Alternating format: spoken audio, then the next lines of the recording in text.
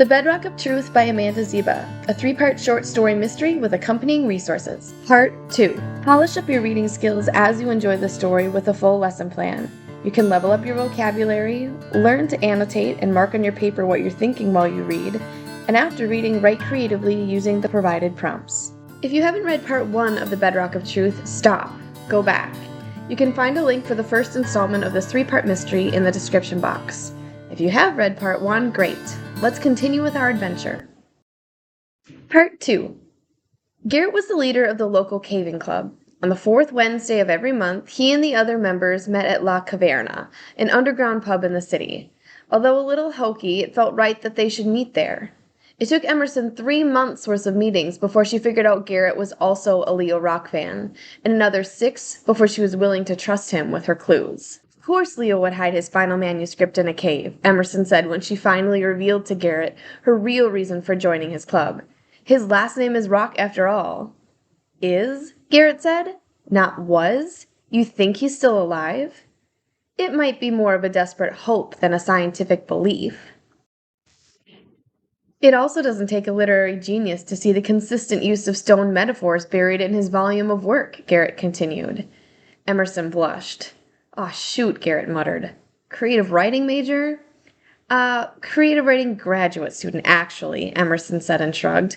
"And it's all right. His most famous series uses the entrance of a cave as a portal to a parallel universe. You're right. It wouldn't take a genius of any brand to figure it out." "But you know more than just the first clue," Garrett said, leading her further into the conversation. Emerson nodded. Garrett ordered another round, and although they were the only 2 who remained at the meeting, or maybe because they were the only 2 who remained, they carried on. The hints from the letter and the facts acquired through their lives of disciplined study piled up like boulders of truth, one after the other, tall enough to clearly mark the way. Emerson would have gone on the quest to find Leo alone, but the author insisted that the adventure include other literary souls. Stories, after all, were meant to be shared. And with his clues, author Leo Rock assured that this particular story would not be a solo affair. The road ahead may be dark and narrow, but you have nothing to fear. As long as you bring your friends, you'll be able to keep your head clear. I'm going to have you pause the story here for a second and look at Leo's clue. Can you pick out one word, other than the highlighted vocabulary word, that the author is trying to communicate to you? Once you think you know what it is, you can press play and continue on with the story. 4 friends. They needed 2 more adventurers. Garrett introduced Emerson to another fan, Ethan, a buddy he met in the dorms freshman year and also a rare geology and communications double major. When the 3 of them teamed up to write a cryptic piece of their own that was published in the Washington Square Review, the NYU Graduate and Faculty Journal, Claudia followed their clues and found them one Wednesday seated around the table at La Caverna. They'd likely have never met in person had it not been for the clues or the quest, but once they found each other, it felt like they'd be together forever.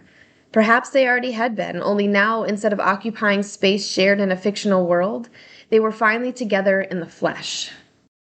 On the 3 Wednesdays a month they weren't meeting with the Caving Club, the group, who all now lovingly adopted Emerson's self-declared title of Leologist, met to prepare for the ultimate quest, a quest that would take them to the largest cave in the United States, and hopefully to a treasure worth more to them than their combined weight in gold. But first, they had to graduate. Emerson had barely made it across the stage and flipped her tassel before she was shirking out of dinner celebrations with her parents to jump in Garrett's car and officially begin their quest. 14 hours and 3 pit stops later, they arrived, sleep-deprived but full of overconfident adrenaline and caffeine. When Emerson stepped up to the cave's entrance, she felt a cool blast of air brush over her bare arms. Goosebumps rose on her skin, and she wasn't sure to blame the breeze or the endorphins coursing through her veins. She had known the cave would be cool, 60 degrees year-round, the brochure boasted, but she couldn't imagine wearing anything other than her Keep Calm and Leo On t-shirt. She'd picked her favorite one, in green, Leo's favorite color, the color of all his book covers. As she walked, she recited one of the clues. The bedrock of truth lies beneath the reality you believe in. New surprises await you, and my real story will finally begin. Down and down they walked. After an hour of descent, the tourists had long since dropped out, and half an hour later even the serious spelunkers were getting sparse. Thanks to their training and emboldened with the purpose of a noble quest, they felt confident despite the crushing darkness that surrounded them. When the path finally ended, Emerson stood face to face with a sheer rock wall. She ran her hands over its pockmarked surface, searching for an opening. But there was nothing. They had reached a dead end. Now what? Ethan asked. Claudia began to dig in her pack, reaching for what Emerson had already memorized. When all seems lost, look not to the sky, but to the ground. The way forward is there, and what was lost will soon be found. Emerson bent down to let her hands explore the bottom of the wall, reading the surface with her fingertips like a blind man reads Braille.